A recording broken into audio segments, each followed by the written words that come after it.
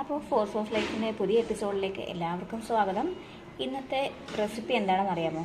അതാ ഈ ഇരിക്കുന്നതാണ് താരം കേട്ടോ. ഇതെന്താണെന്ന് മനസ്സിലായി? എന്തെങ്കിലും ഒരു ഐഡിയ തോന്നുന്നുണ്ട് ഈ സാധനം കണ്ടിട്ട്? കണ്ടോ, ഇതെന്താണെന്ന് മനസ്സിലായോ? ഇതാണ് നമ്മുടെ സോയാബീൻ കേട്ടോ. ഇത് ഞാൻ നല്ലോണം കഴുകി സോക്ക് ചെയ്ത് അതിനുശേഷം മിക്സിയിലിട്ട് ജസ്റ്റ് ഒന്ന് ക്രഷ് ചെയ്തെടുത്താണ് കേട്ടോ. ക്ലീൻ ചെയ്ത് സോക്ക് ചെയ്തതിന് ശേഷം അത് ക്രഷ് ചെയ്തെടുക്കുമ്പോൾ ഈ ഒരു ടെക്സ്ചറിലാണ് കിട്ടുക കേട്ടോ.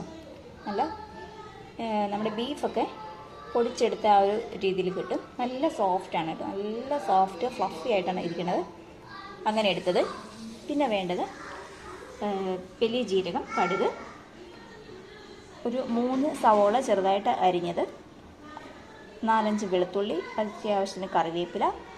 പിന്നെ വേണ്ട മസാലക്കൂട്ടെന്ന് പറയുന്നത് മഞ്ഞൾപ്പൊടി ഒരു 1 ടേബിൾ സ്പൂണ്, ഇത് ഗരം മസാല, കുരുമുളക് ചെറിയ 2 സ്പൂണ്, ഇത് നമ്മുടെ ഇറച്ചി മസാലയാണ്, അതായത് ചിക്കൻ മസാലയല്ല, ബീഫിനൊക്കെ യൂസ് ചെയ്യുന്ന മസാലയാണ്. ഇത് ഞാൻ നമ്മുടെ സോയാബീനിൻ്റെ ആ ഒരു അളവിനാണ് എടുത്തത്. ഇതൊരു ഏകദേശം ഒരു 2 ടേബിൾ സ്പൂൺ കാണും. ഇത് നമ്മുടെ പിരിയൻ മുളക് പൊടിയാണ്, അതൊരു 2.5 ടേബിൾ സ്പൂൺ ഉണ്ട്. അപ്പോൾ ഇത്രയും മതി ഇന്നത്തെ നമ്മുടെ കുക്കിങ്ങിനുള്ള സാധനങ്ങൾ. അപ്പോൾ എണ്ണ നല്ല ചൂടായി വന്നിട്ടുണ്ട്. അതിലേക്ക് കടുകും ജീരകവും കൂടി ഇട്ട് കൊടുക്കാം.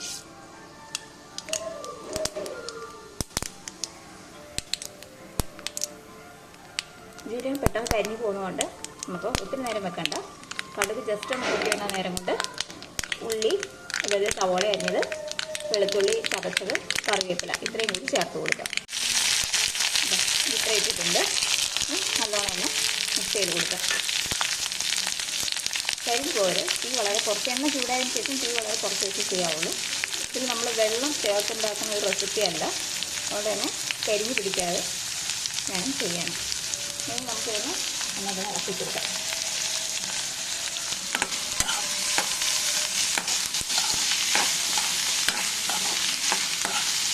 വെളുത്തുള്ളി ചേർക്കണമെന്ന് ചോദിച്ചാൽ ചിലർക്കൊക്കെ സോയാബീൻ ഉണ്ടാക്കുമ്പോൾ ഗ്യാസ് കയറാനുള്ള ചാൻസ് ഉണ്ട്.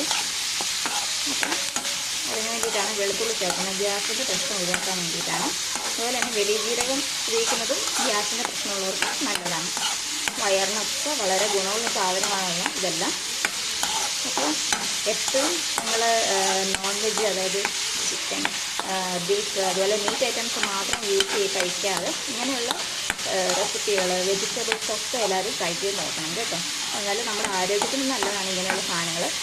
വെറുതെ കുറേ ഇറച്ചി മാത്രം, മീറ്റ് ഐറ്റംസ് മാത്രം എപ്പോഴും കഴിക്കാതെ, അല്ലെങ്കിൽ മുട്ടയൊക്കെ മാത്രം എപ്പോഴും കഴിക്കാതെ ഇങ്ങനെയുള്ള ഐറ്റംസ് കൂടി എല്ലാവരും കഴിക്കണം.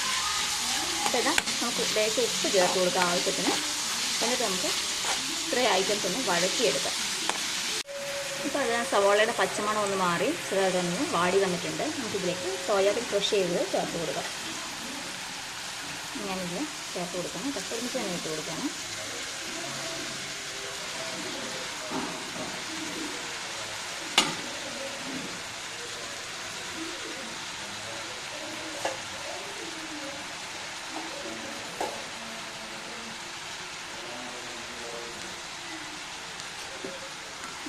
ഇളക്കി കൊടുക്കാം.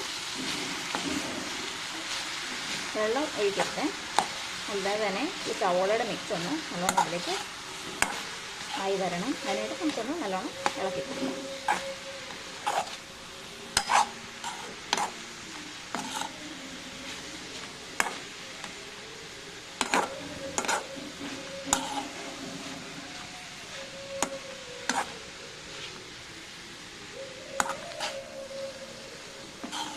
എപ്പോഴും നമ്മൾ സോയ ചങ്ക്സ് ഉണ്ടാക്കുമ്പോൾ നമ്മൾ ബീഫിൻ്റെ കഷ്ണങ്ങൾ പോലെയാണല്ലോ ഉണ്ടാക്കുന്നത്. അപ്പോൾ ഇതൊരു വെറൈറ്റിക്ക് വേണ്ടി ഇങ്ങനെ ഒന്ന് എല്ലാവരും ഉണ്ടാക്കി നോക്കണം. നല്ല ടേസ്റ്റാണ് കേട്ടോ. അപ്പോൾ അതാ ഒന്ന് നല്ലോണം ഇളക്കി കൊടുക്കുമ്പോൾ തന്നെ ഈ സോയാബീനിലുള്ള വെള്ളമൊക്കെ ഒന്ന് വറ്റും. എന്നിട്ടത് ഒന്ന് ഒതുങ്ങി വരും കേട്ടോ. ഒതുങ്ങി വരും മീൻസ് അന്ന് അളവ് കുറഞ്ഞ പോലെ ആയി വരും. ഇപ്പോൾ നമ്മൾ ഇടുമ്പോൾ ഒരു പാത്രം നിറഞ്ഞ് നിൽക്കുന്ന ഇതിലായിരുന്നു. അപ്പോൾ അതൊന്ന് ചട്ടിൻ്റെ ഉള്ളിലേക്ക് ഒതുങ്ങിയ പോലെയായി കണ്ടു. ഇനി കുറച്ചുകൂടി ഒന്ന് ഇതാവും. അതുവരെ ഒന്ന് ഇളക്കി കൊടുക്കാം. നല്ലോണം ഉള്ളി ഒന്ന് മിക്സ് ചെയ്ത് കൊടുക്കാം.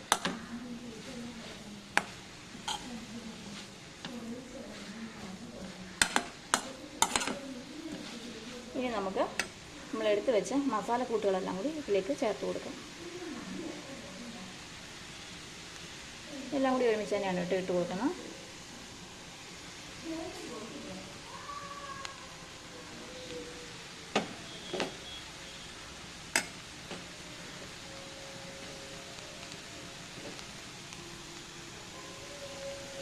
എല്ലാം ഞാൻ ഇട്ട് കൊടുത്തിട്ടുണ്ട്.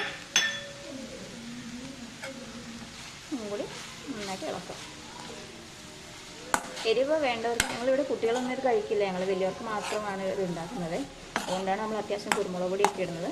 അപ്പം എരിവ് ഇഷ്ടമുള്ളവർക്ക് വലിയവർ മാത്രമാണ് കഴിക്കുന്നതെങ്കിൽ നിങ്ങളുടെ ആവശ്യം കുരുമുളക് പൊടി നല്ലോണം ചേർത്ത് കൊടുക്കണം കേട്ടോ. പച്ചമുളക് ഇതിൽ ചേർത്താൽ പച്ചമുളകിൻ്റെ രുചി എന്ന് പറയുന്നത് ഒരു വേറെ ടേസ്റ്റ് ആണല്ലോ. അപ്പോൾ ഈ കുരുമുളക് പൊടി കൂടെയും മുളക് പൊടിയുടെ കൂടെയും ഈ പച്ചമുളകിൻ്റെ ടേസ്റ്റ് വരുമ്പോൾ ഒരു വേറെ നിൽക്കും കേട്ടോ. അതിൻ്റെ ടേസ്റ്റും അറിയാവുന്നവർക്കറിയാം. പച്ചമുളകിൻ്റെ ഒരു വേറെ രുചിയാണ്. അപ്പോൾ ഇത് നല്ലോണം ഒന്ന് മിക്സ് ചെയ്ത് കൊടുക്കാം. അപ്പോൾ ഞാൻ മസാലക്കൂട്ടുകളെല്ലാം ചേർത്ത് നല്ലോണം ഇളക്കിയിട്ടുണ്ട്. ഇനി നമുക്ക് നമ്മൾ ഇളക്കിക്കൊണ്ടിരിക്കുന്ന പാത്രത്തിൽ, അതായത് സ്പൂണോ തവിയോ എന്തായിക്കോട്ടെ, അതിൽ ഒരു 2-3 സ്പൂണിൽ വെള്ളം മേലെ കൂടി ഇങ്ങനെ ജസ്റ്റ് ഒന്ന് കൈ കൊണ്ട് കുടയണ പോലെ കുറച്ചൊന്ന് ചേർത്ത് കൊടുക്കുക. അതൊന്നും കൂടി ഈ മസാലക്കൂട്ടുകളെല്ലാം അതിലേക്കൊന്ന് പിടിച്ചിട്ട് നല്ലോണം ആവാൻ വേണ്ടിയാണ്. ഒരു 3-4 സ്പൂണ് ഞാൻ ആക്കി കൊടുത്തിട്ട് ഒന്നുകൂടെ ഇളക്കി അടച്ചു വെക്കാം. തീ നല്ലോണം കുറച്ച് വെച്ചിട്ട് വേണം ചെയ്യാൻ, അല്ലെങ്കിൽ അടിയിൽ പിടിക്കും. ഇത് നല്ലോണം മിക്സ് ചെയ്ത് കൊടുക്കുക. എന്നിട്ട് അടച്ചു വെച്ച് വേവിക്കാം. അതപ്പം നമ്മളൊരു 2-3 മിനിറ്റ് അടച്ചു വെച്ച് നല്ലോണം വേവിച്ചെടുത്തിട്ടുണ്ട്. വെള്ളം കുറഞ്ഞതിന് ശേഷം അടിയിൽ പിടിക്കുന്നതിന് മുന്നേ നമുക്കൊന്ന് നല്ലോണം ഇളക്കാം. ഇളക്കിയിട്ട് അടുത്ത് ചേർത്ത് കൊടുക്കാൻ പോകുന്നത് ഓപ്ഷനിലാണ്. അതുകൊണ്ടാണ് ഞാൻ എല്ലാ റെസിപ്പിയുടെയും കൂടെ കാണിക്കാഞ്ഞത്. അതായത് ചെറിയൊരു പുളി പോലത്തെ ഒരു ടെക്സ്ചർ വേണമെന്നുണ്ടെങ്കിൽ നമുക്ക് ടൊമാറ്റോ സോസ് ചേർത്ത് കൊടുക്കാവുന്നതാണ്. ഇഷ്ടമുള്ളവർക്ക് ചേർത്ത് കൊടുക്കാം, അല്ലാത്തവർക്ക് വേണ്ട. നമുക്ക് നല്ല ടേസ്റ്റുള്ള വിഭവമാണ് ഇത്. കഞ്ഞിയുടെ കൂടെയോ ചോറിൻ്റെ കൂടെയോ ഒക്കെ കഴിക്കാവുന്നതാണ്. അപ്പോൾ ഞാൻ എൻ്റെ കയ്യിൽ ഇത്രയും വലിപ്പമുള്ള സ്പൂണാണ്. ഇതിനൊരു 1/4 ഭാഗം ടൊമാറ്റോ സോസ് ചേർത്ത് കൊടുക്കുന്നുണ്ട്. അപ്പം ചെറിയൊരു അളവാണ് എടുത്തേക്കുന്നത്. ഞാനിട്ട് ഒന്ന് ഇളക്കി കൊടുക്കുന്നുണ്ട്. ഇത് വേണമെങ്കിൽ ചേർത്ത് കൊടുത്താൽ മതി, നിർബന്ധമില്ല. നല്ലോണം ഇളക്കി കൊടുക്കാം. ഇത് ഒട്ടിപ്പിടിച്ച് പോരാതെ നല്ലോണം ഇളക്കി കൊടുക്കണം കേട്ടോ. ഈ കൂടുതൽ തന്നെ നിങ്ങൾക്ക് ഉപ്പ് എരിവ് പാകത്തിനുള്ളതെന്ന് നോക്കാം.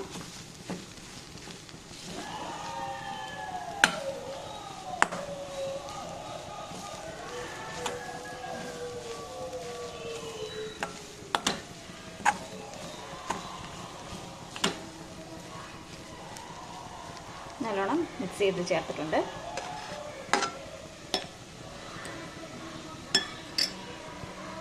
ഇപ്പോൾ നമ്മുടെ ഒരു 2 മിനിറ്റും കൂടി ഒന്ന് അടച്ചു വെക്കാം.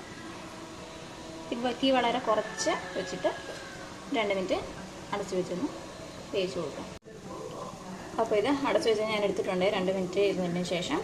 അപ്പോൾ നമ്മുടെ ടേസ്റ്റി സോയാബീൻ കൊത്തിപ്പൊടിച്ചത് റെഡി ആയിട്ടുണ്ട്. എല്ലാവരും റെസിപ്പി ഒന്ന് ട്രൈ ചെയ്ത് നോക്കണം, നല്ല ടേസ്റ്റ് ഉണ്ട്. പിന്നെ ഉപ്പ്, കുരുമുളക് നിങ്ങൾക്ക് ആവശ്യത്തിന് മാത്രം ചേർക്കുക. കുരുമുളകാണെങ്കിൽ കൂടിപ്പോയാൽ ടേസ്റ്റ് ഭയങ്കര ബോറായിരിക്കും. അപ്പോൾ ക്വാണ്ടിറ്റിയിൽ ആവശ്യത്തിന് മാത്രം ചേർത്തിട്ട് ഉണ്ടാക്കി നോക്കുക. നല്ല ടേസ്റ്റാണ്. ചപ്പാത്തിക്കും കഞ്ഞിക്കും അതുപോലെ തന്നെ ചോറിനും നല്ല ടേസ്റ്റുള്ള വിഭവമാണ് കേട്ടോ. അപ്പോൾ സോയാബീൻ കൊത്തിപ്പൊടിച്ച റെസിപ്പി എല്ലാവരും ട്രൈ ചെയ്യണം. അടുത്ത റെസിപ്പിയായിട്ട് വീണ്ടും കാണാം, അല്ലെങ്കിൽ അടുത്ത വീഡിയോ ആയിട്ട് വീണ്ടും കാണാം. അപ്പോൾ ചാനൽ സബ്സ്ക്രൈബ് ചെയ്യാത്തവർ ദയവായിട്ട് ചാനൽ സബ്സ്ക്രൈബ് ചെയ്യണം. ഫോർ സോസ് ലൈഫ് എന്നാണ് നമ്മുടെ ചാനലിൻ്റെ പേര്.